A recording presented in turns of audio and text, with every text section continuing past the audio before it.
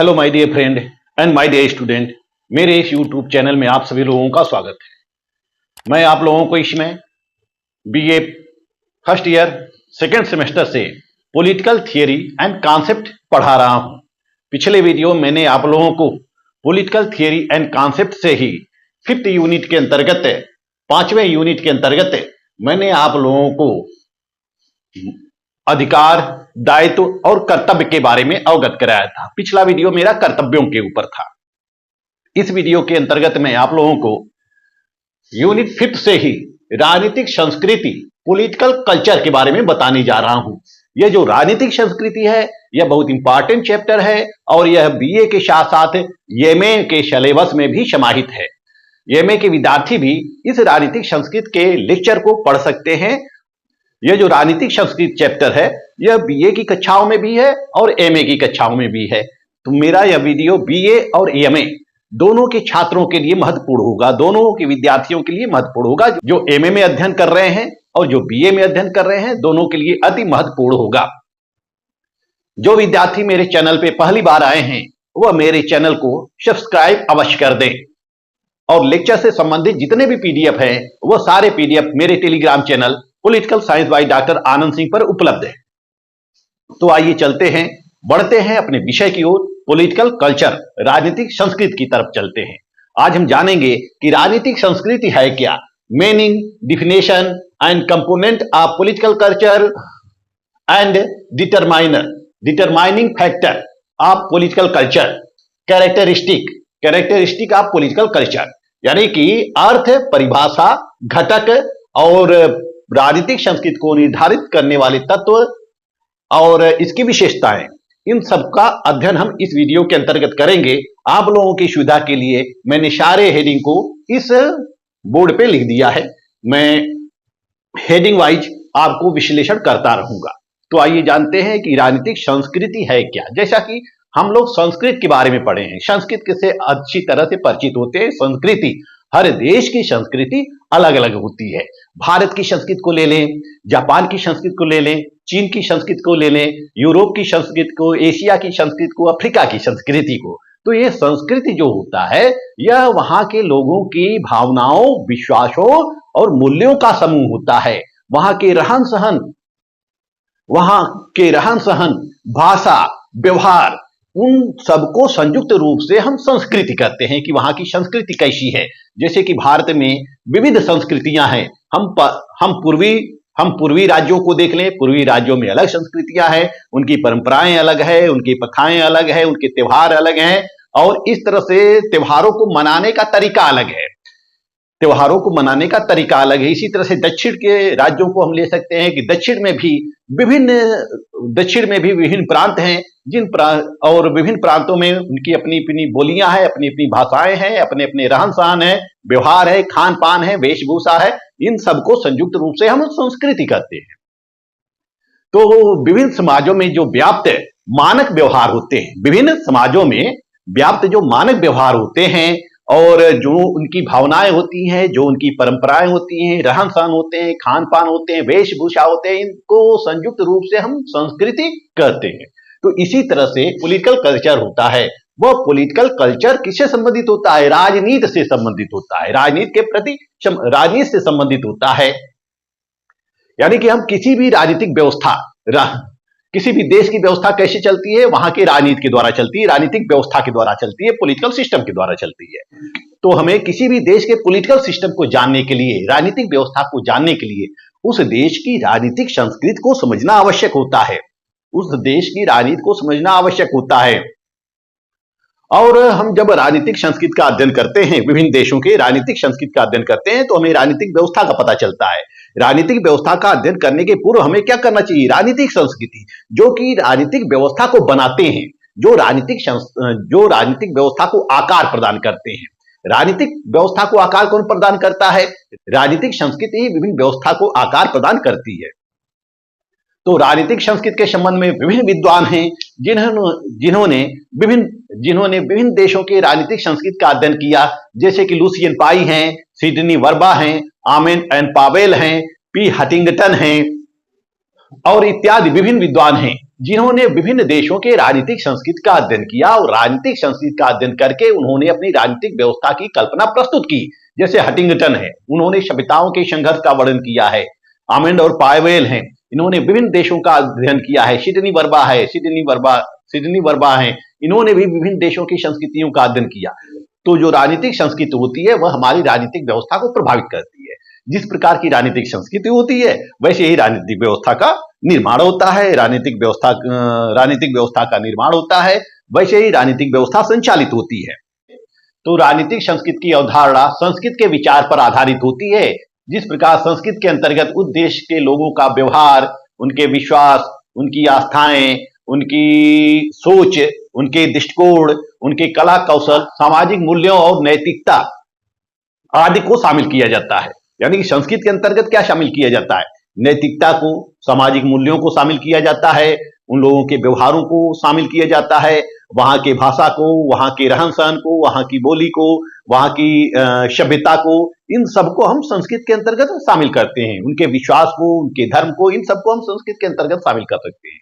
तो इसी तरह से राजनीति के अंतर्गत, यानी कि राजनीतिक संस्कृति के अंतर्गत हम राजनीतिक व्यवस्था के प्रति उनके विश्वासों को लेते हैं, उनके राजनीतिक व्यवस्था के प्रति उनके विश्वासों को शामिल करते हैं, उनके दृष्टिकोणों को शामिल करते हैं, उनके मूल्यों को शामिल करते हैं, उनके अभिवृद्धियों को शामिल करते हैं कि राजनीतिक व्यवस्था के प्रति उनका दृष्टिकोण क्या है, वह किस प्रकार की राजनीतिक व्यवस्था चाहते हैं और वहां के लोग किस प्रकार की राजनीतिक व्यवस्था का निर्माण करना चाहते हैं। तो जो राजनीतिक संस्कृति होती है वह राजनीतिक संस्कृति राजनीतिक समाज के मूल्यों, आदर्शों और विचारों का समूह कहा जाता है। मूल्यों, आदर्शों और विचारों, मूल्यों, आदर्शों, विचारों और व्यवहार,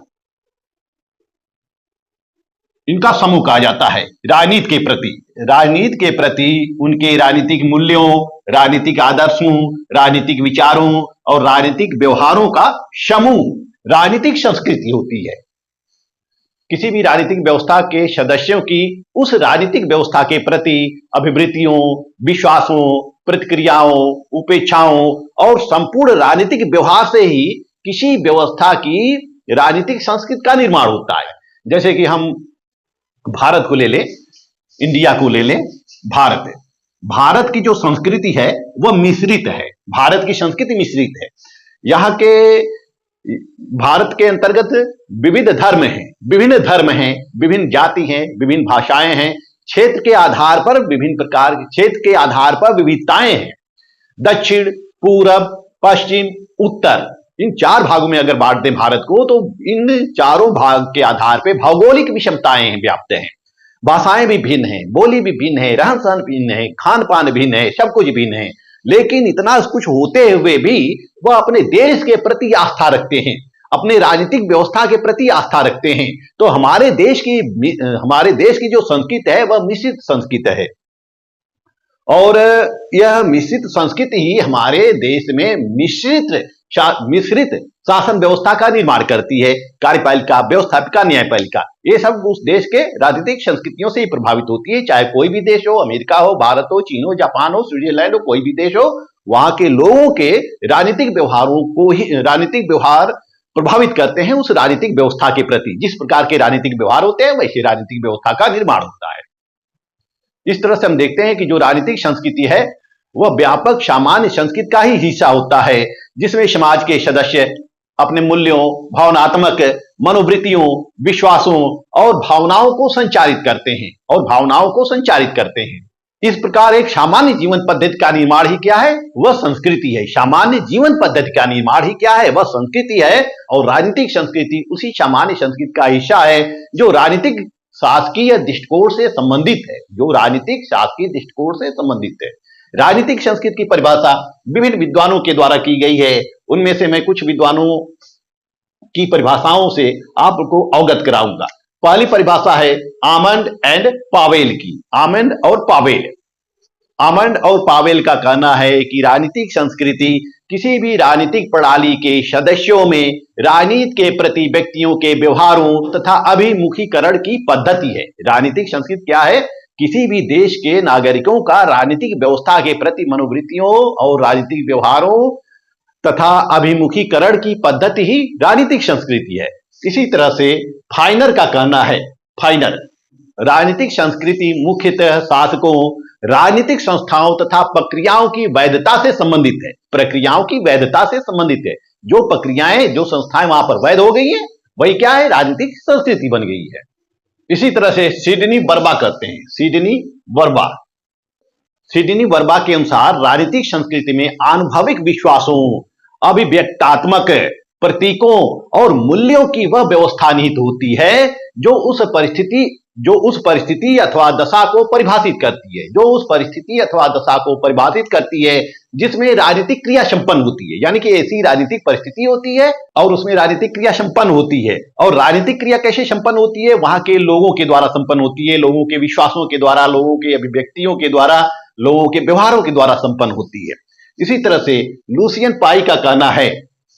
पाई का कहना है कि राजनीतिक संस्कृति का संबंध अभिवृत्तियों, विश्वासों और भावनाओं के समूह से है। अभिवृत्तियों, विश्वासों और भावनाओं के समूह से है जो राजनीतिक प्रक्रिया को व्यापकता तथा सार्थकता प्रदान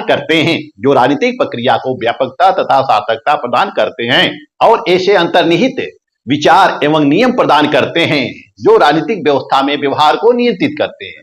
इसी तरह से एलन आर बाल का कहना है कि किसी भी राजनीतिक व्यवस्था या राजनीतिक विषय के प्रति उस समाज के लोगों का दृष्टिकोण, विचार, अभिव्यक्तियां, मूल्य, विश्वास ही राजनीतिक संस्कृति है। किसी भी राजनीतिक व्यवस्था या राजनीतिक विषय के प्रति वहां के समाज का दृष्टिकोण, मनोवृत्तियां, राजनीतिक व्यवहार, विश्वास, यही क्या है, राजनीतिक संस्कृति है। यही राजनीतिक संस्कृति है। यानी कि किसी भी राजनीतिक व्यवस्था के प्रति जैसा दृष्टिकोण रखते हैं, वही उसी को एलन बार ने राजनीतिक संस्कृति के रूप में परिभाषित किया है। तो इन विभिन्न विद्वानों की परिभाषाओं के आधार पर हम यह कह सकते हैं कि राजनीतिक संस्कृति एक भावनात्मक और व्यवहारिक वातावरण को निरूपित करने के लिए एक अभिव्यक्ति है जिसके अंदर विभिन्न राजनीतिक प्रणालियां संचालित की जाती हैं और इस प्रक्रिया में लोगों के राजनीतिक विश्वास, मूल्यों, अभिवृत्तियों और दृष्टिकोणों को एक राजनीतिक व्यवस्था में समाहित किया जाता है। यानी कि राजनीतिक व्यवस्था में जब हम अपने मूल्यों को, अपने राजनीतिक व्यवहार को, अपने मनोवृत्तियों को, अपनी भावनाओं को, अपने विश्वास को समाहित कर देते हैं तो वह राजनीतिक संस्कृति बन जाती है। आइए देखते हैं राजनीतिक संस्कृति के घटक, कंपोनेंट्स ऑफ पॉलिटिकल कल्चर। इसके घटक कौन कौन से हैं? आमंड और पावेल ने राजनीतिक संस्कृति के विभिन्न घटकों का उल्लेख किया है जिसको कि दो भागों में वर्गीकृत किया जा सकता है। पहला है अभिमुखीकरण। यह अभिमुखीकरण क्या होता है? झुकाव होता है। इसको हम लगाव कह सकते हैं, आकर्षण कहते हैं। किसी भी व्यवस्था के प्रति, किसी व्यक्ति के प्रति अभिमुखी, किसी भी व्यवस्था के प्रति या किसी भी व्यक्ति के प्रति, समाज के प्रति झुकाव को, लगाव को हम अभिमुखीकरण कहते हैं।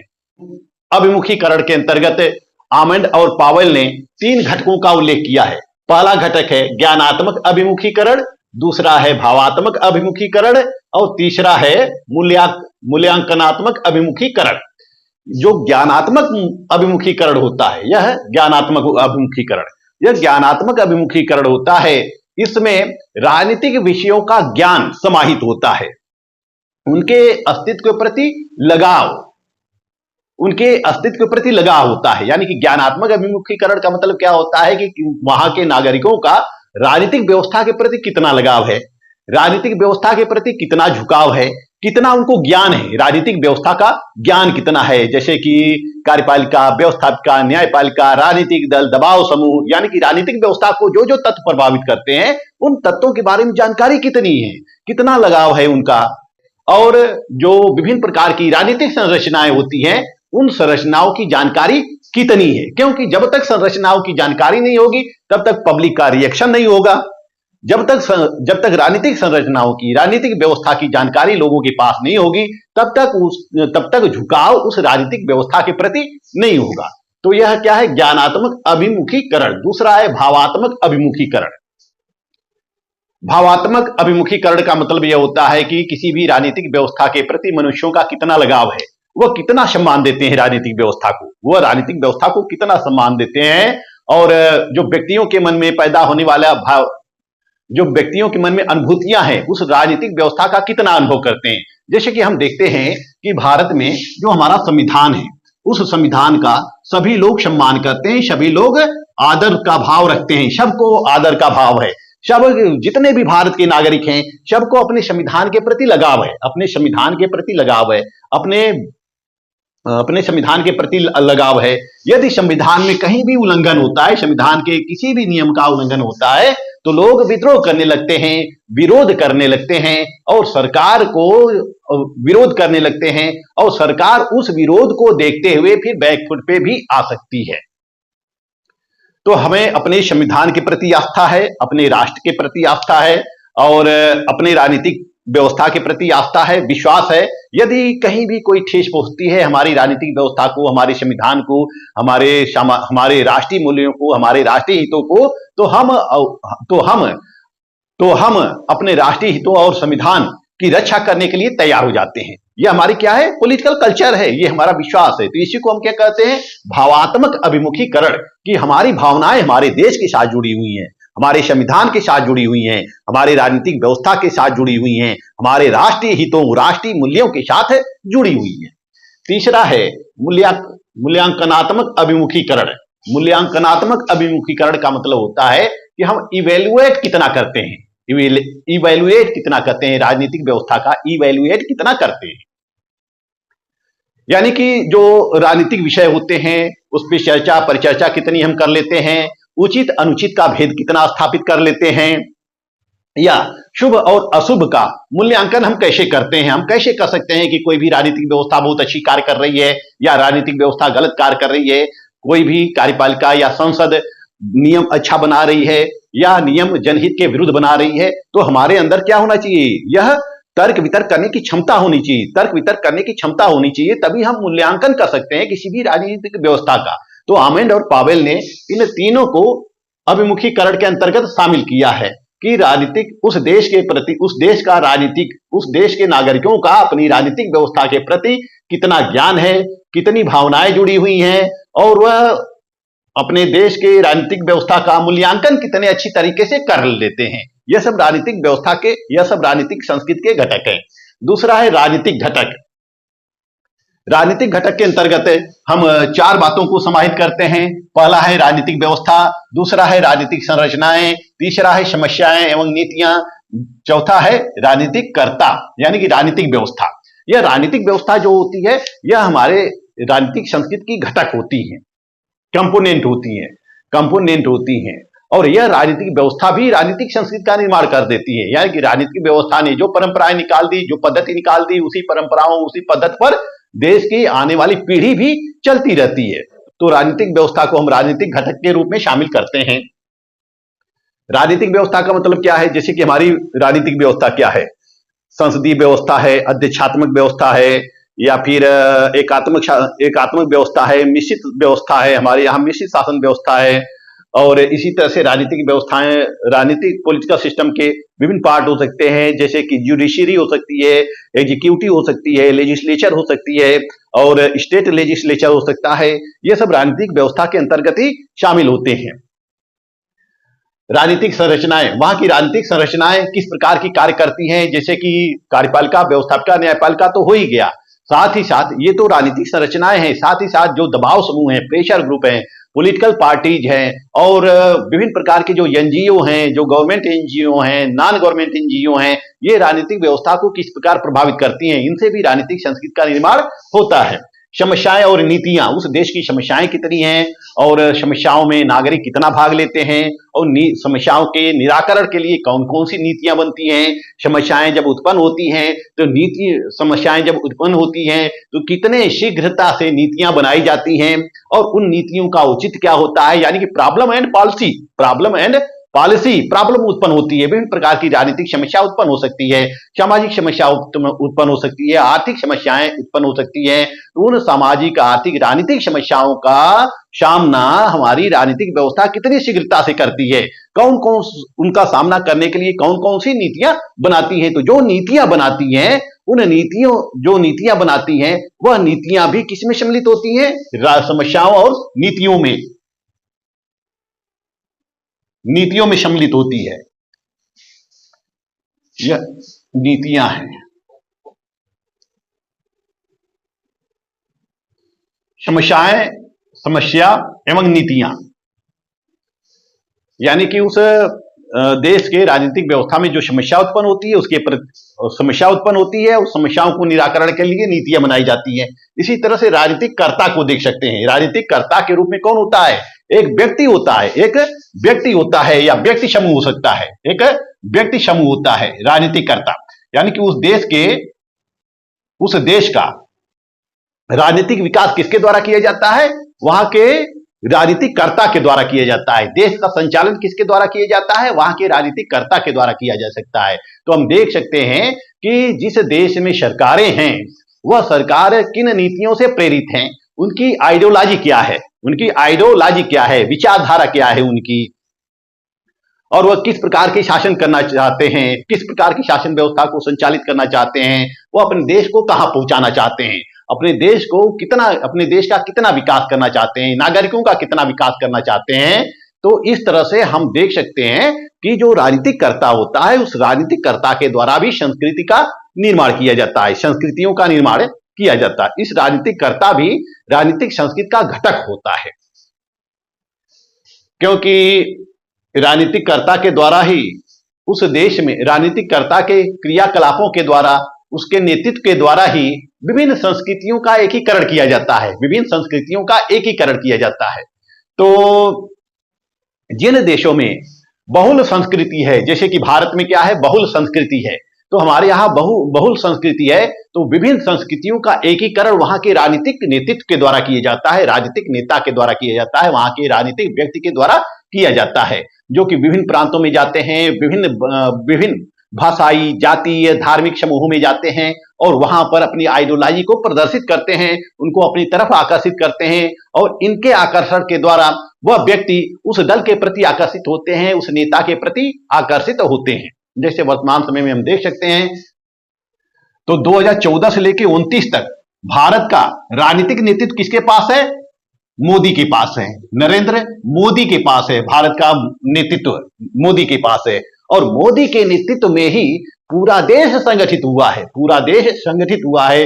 यहाँ के जो नागरिक हैं, उनका मोदी पर विश्वास है, और इसीलिए उनको बार बार नेतृत्व करने का अवसर प्रदान कर रहे हैं। तो हम देखते हैं कि राजनीतिक कर्ता भी वहां के कल्चर को डेवलप करता है, वहां की संस्कृति को डेवलप करता है, लोगों की भावनाएं जो होती हैं अपनी तरफ आकर्षित करता है। तो इस तरह से राजनीतिक संस्कृति के यह विभिन्न घटक हैं, दो घटकों में विभाजित किया गया है, अभिमुखीकरण और राजनीतिक घटक, पॉलिटिकल कंपोनेंट। अब आते हैं राजनीतिक संस्कृति को निर्धारित करने वाले तत्व, निर्धारक तत्व। राजनीतिक संस्कृति को निर्धारित कौन करता है, यानी कि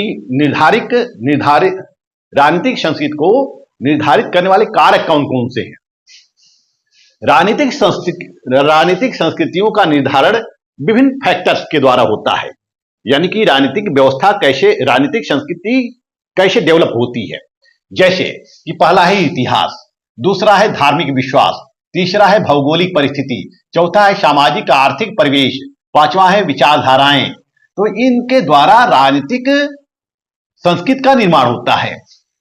हम राजनीतिक संस्कृति के निर्माण में सबसे पहले इतिहास को देखते हैं कि इतिहास ही संस्कृति का निर्माण करता है और संस्कृति का पतन भी करता है। इतिहास संस्कृति का निर्माण भी करता है और संस्कृति का पतन भी करता है, संस्कृति का पतन भी करता है। हम यदि इतिहास के किसी भी देश की इतिहास को देख लें तो उस इतिहास में कई संस्कृतियों का निर्माण भी हुआ है और कई संस्कृतियों का पतन भी हुआ है। हम देखते हैं कि जब जर्मनी में हिटलर की सत्ता स्थापित हुई तो उन्होंने यहूदियों को मारना शुरू कर दिया, उन्होंने यहूदियों की हत्या करना, यहूदियों की संस्कृति पर कुठाराघात करना प्रारंभ कर दिया और यहूदी जर्मनी छोड़ के भागने लगी। तो इतिहास के द्वारा संस्कृत का निर्माण भी होता है और संस्कृत का पतन भी होता है, क्योंकि इतिहास में जो किसी भी राजनीतिक व्यवस्था का राजनीतिक स्वरूप होता है, राजनीतिक संरचनाएं होती हैं, राजनीतिक शिष्टाचार होता है, यह सब वहां के लोगों को विरासत में मिली होती है। यह सब लोगों को वहां के विरासत में मिली होती है। जैसे हम अपने देश की बात कर सकते हैं कि हमारे भारत में भी हमारे राजनीतिक संस्कृति को इतिहास ने प्रभावित किया है, जो कि मुगलकालीन राज्य व्यवस्था का अध्ययन कर सकते हैं, हम ब्रिटिशकालीन राज्य व्यवस्था का अध्ययन कर सकते हैं। तो हमारी संस्कृतियों को, हमारी राजनीतिक संस्कृतियों को यूरोपीय संस्कृतियों ने प्रभावित किया है, ब्रिटिश संस्कृति ने प्रभावित किया है, ब्रिटिश की राजनीतिक संस्कृति ने प्रभावित किया है। जिस तरह से ब्रिटिश शासक भारत का शासन करते थे, वही शासक हमें उपहार के रूप में देकर गए हैं। हमारे यहाँ कुछ भी नया नहीं है। हम जो भी 1935 का भारतीय शासन अधिनियम था, अधिकांश अनुच्छेद, लगभग 70% हिस्सा हम अपने भारतीय संविधान में उसी को शामिल कर लिए हैं। तो ये जो राजनीतिक संस्कृति होती है, ये लोगों को विरासत में मिली होती है और इतिहास से ही इसका निर्धारण होता है। दूसरा है धार्मिक विश्वास। वहां के लोगों के धार्मिक विश्वास कैसे हैं, वहां के लोग किस किस धर्म के लोग हैं। जैसे हम यूरोप में देख सकते हैं कि यूरोप में दो ही धर्म प्रमुख है, एक कैथोलिक धर्म है, दूसरा प्रोटेस्टेंट धर्म है। कैथोलिक और प्रोटेस्टेंट धर्म है। तो इन धार्मिक विश्वासों के अनुरूप ही वहां के राजनीतिक संस्कृति का निर्माण होता है। इसी तरह से भारत में देख सकते हैं कि विभिन्न धर्म है, हिंदू, मुस्लिम, सिख, ईसाई, बौद्ध, पारसी, जैन वगैरह विभिन्न धर्म हैं। तो विभिन्न धर्मों के लोग मिलकर राजनीतिक संस्कृति का निर्माण करते हैं। सभी धर्मों के लोग किसके प्रति आस्था प्रकट करते हैं, राजनीतिक व्यवस्था के प्रति आस्था प्रकट करते हैं।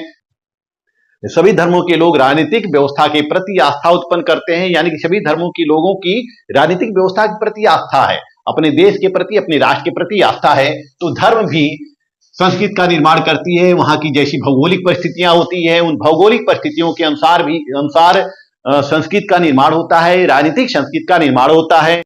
जैसे हम यूरोपीय संस्कृति को देख सकते हैं, एशियाई संस्कृति को देख सकते हैं, अमेरिकी संस्कृति को देख सकते हैं, लैटिन अमेरिकी संस्कृति को देख सकते हैं। यानी कि सभी देशों की राजनीतिक संस्कृतियां वहां की जनसंख्या से प्रभावित होती है, वहां की जलवायु से प्रभावित होती है, वहां के भूभाग के आधार पर निर्मित होती है। जिस तरह से वहां का भूभाग होता है, वैसे ही राजनीतिक व्यवस्था का निर्माण होता है। हमारा भारत बहुत बड़ा देश है, तो यहाँ पे संघात्मक शासन प्रणाली का निर्माण हुआ है। ब्रिटेन, हालैंड, पोलैंड वगैरह वगैरह, जापान जैसे छोटे देश हैं, तो वहां पे एकात्मक शासन व्यवस्था का गठन किया गया है। कनाडा बड़ा प्रांत है, बड़ा देश है, तो वहां पे संघात्मक शासन व्यवस्था। इसी तरह से अमेरिका में संघात्मक शासन व्यवस्था। तो हम देखते हैं कि एकात्मक शासन व्यवस्था, संघात्मक शासन व्यवस्था वहां के भौगोलिक परिस्थितियों के आधार पर किया जाता है। इसी तरह से उस देश का सामाजिक आर्थिक परिवेश होता है। जिस तरह से सामाजिक आर्थिक परिवेश होता है, वैसे ही वहां की राजनीतिक संस्कृति डेवलप होती है। हालांकि सभी देशों की सामाजिक परिस्थितियां, आर्थिक परिस्थितियां भिन्न भिन्न हो सकती है, सभी देशों की अलग अलग हो सकती हैं।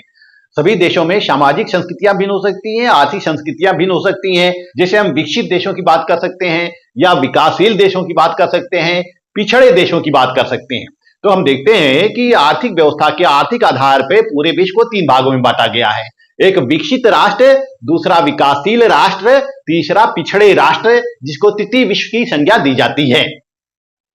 यानी कि एक राष्ट्र, यानी कि कुछ राष्ट्रों का समूह ऐसा होता है कि जो पूर्ण रूप से विकसित अवस्था में होते हैं, कुछ राष्ट्रों का समूह ऐसा होता है, कुछ राष्ट्र ऐसे होते हैं जो अभी विकास कर रहे होते हैं। तो इस तरह से हम विकसित और विकासशील और पिछड़े देशों की कोटि में आर्थिक आधार पर विश्व का विभाजन कर सकते हैं। तो आर्थिक आधार पर हम देखते हैं कि विभिन्न देशों की संस्कृतियां विभिन्न हो सकती है। कहीं की पूंजीवादी संस्कृति हो सकती है, कहीं समाजवादी संस्कृति हो सकती है, कहीं मिश्रित संस्कृति हो सकती है। तो ये आर्थिक और सामाजिक परिवेश के आधार पर भी संस्कृति का निर्माण होता है। विचारधाराएं,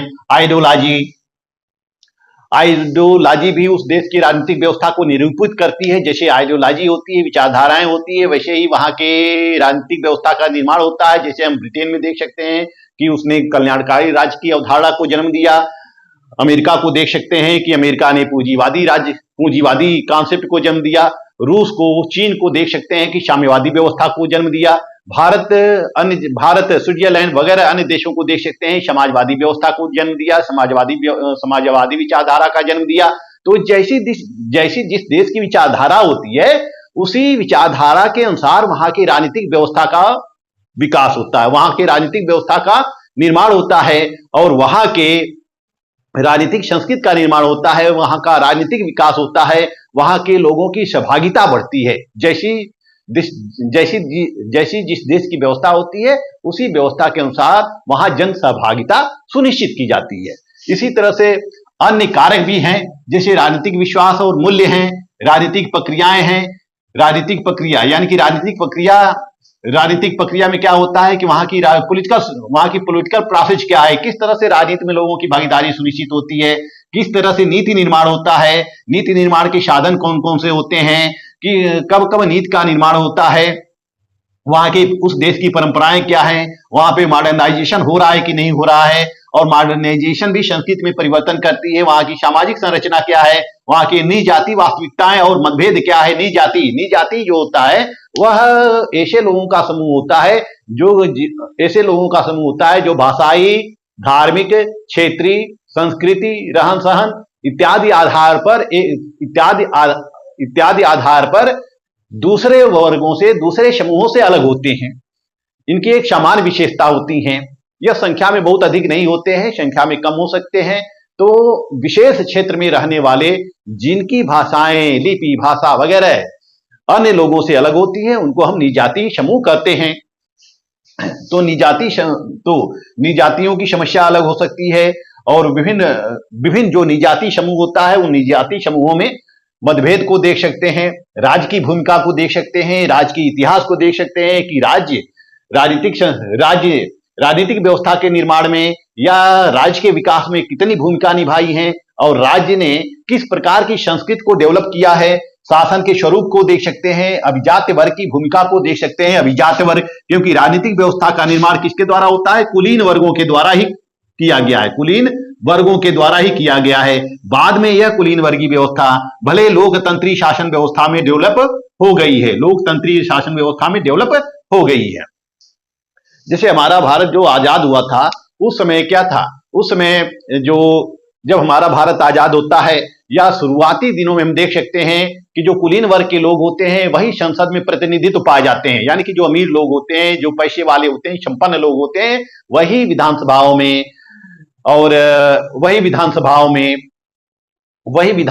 में संसद में प्रतिनिधित्व पाते हैं। तो जो एक कुलीन वर्ग होते हैं यह किस प्रकार के राजनीतिक व्यवस्था का निर्माण करते हैं, नागरिकों को क्या देना चाहते हैं, इसी आधार पर राजनीतिक संस्कृति का निर्माण होता है। तो इस तरह से अन्य कारकों में हम विभिन्न कारकों को शामिल कर सकते हैं। जैसे कि हम देखते हैं कि जब 51-52 का चुनाव हुआ इंडिया में तो लोकतंत्रीय पद्धति से होता है। और हमारी संस्कृति क्या है, भारत की संस्कृति क्या है, लोकतंत्रीय है। भारत की संस्कृति लोकतंत्रीय है, कभी यह राजतंत्री रही है, लेकिन वर्तमान क्या है कि यह लोकतंत्रीय है, यह डेमोक्रेटिक है। हम लोकतंत्र के प्रति आस्था रख सकते हैं, हम किसी राजतंत्र के प्रति आस्था नहीं रख सकते हैं, हम किसी एक सत्तावाद के प्रति आस्था नहीं रख सकते हैं, हम किसी एक विचारधारा के प्रति आस्था नहीं रख सकते हैं। हमारे यहाँ विविधताएं हैं, क्योंकि हमारे यहाँ विभिन्न धर्म के लोग, विभिन्न जाति के लोग रहते हैं, इसलिए विचारधाराओं की बहुलता है, संस्कृति की बहुलता है, भाषा की बहुलता है और क्षेत्र की बहुलता है, भौगोलिक आधार पर विषमताएं हैं। तो विभिन्न विषमताएं होते हुए भी सभी लोग राष्ट्र के प्रति निष्ठा रखते हैं। यानी कि हमारी राजनीतिक संस्कृति इसी राजनीतिक व्यवस्था के प्रति विश्वास प्रकट करती है जो राजनीतिक व्यवस्था वर्तमान में चल रही है, भले ही सत्ता परिवर्तन होता रहे। इस वीडियो में बस इतना ही। नेक्स्ट वीडियो में मैं आप लोगों को विशेषताओं से अवगत कराऊंगा, क्योंकि वीडियो लंबा हो रहा है। और नेक्स्ट वीडियो में मैं आप लोगों को राजनीतिक संस्कृति की विशेषताएं और प्रकार से अवगत कराऊंगा। इस राजनीतिक संस्कृति का 2 पार्ट होगा। पहले पार्ट में मैंने बताया आपको meaning, definition and component and determiners. अब जो दूसरा पार्ट होगा, नेक्स्ट पार्ट होगा, उसमें मैं कैरेक्टरिस्टिक एंड क्लासिफिकेशन बताऊंगा, क्लासिफिकेशन ऑफ पॉलिटिकल कल्चर। मेरा वीडियो आपको अच्छा लगे तो मेरे चैनल को लाइक, सब्सक्राइब और शेयर करते रहिए। साथ ही साथ कमेंट बॉक्स में जाकर कमेंट भी करते रहिए और अपनी समस्याओं से आप हमें अवगत कराते रहिए। और इस लेक्चर के प्रति आपका सुझाव भी सादर आमंत्रित है। मिलते हैं नेक्स्ट वीडियो में, तब तक के लिए धन्यवाद।